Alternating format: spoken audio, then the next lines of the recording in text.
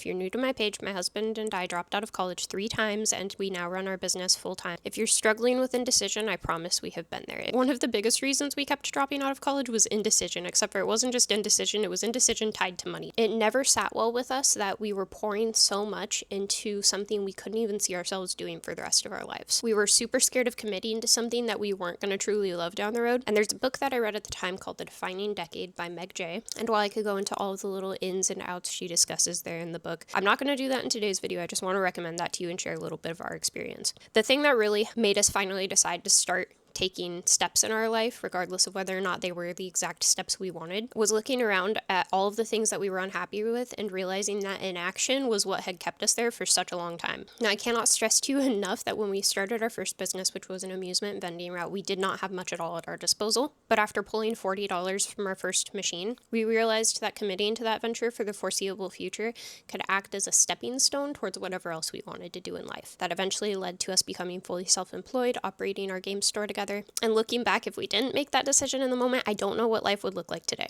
Even now, committing to the idea of doing something can be really scary, but I feel like that's one of the reasons that entrepreneurship was so attractive to us. When you're running your own thing, you have room to go left or right without having to ask anybody. You aren't stuck within one career path. You can branch out and approach it from multiple different angles. I would really love to look into product design, patenting, and production, and that's not where we're at right now. But again, I look at what we're doing right now, and that could be a stepping stone in that direction. And that's exactly how we felt with the vending route. It was small, it was accessible. It wasn't anything that was going to make a massive impact on our life overnight, but it was the cheapest, most accessible thing we could start that, if we were driven enough to continue adding onto it over the course of a few years, could act as a stepping stone to something else. We finally sold that entire route this year to focus full time on what we're doing right now. And I truly wish there was an easier answer about how to navigate decision paralysis. I think that book I mentioned in the beginning is a good place to start though, because it will emphasize to you the importance of why you need to be making any decision right now.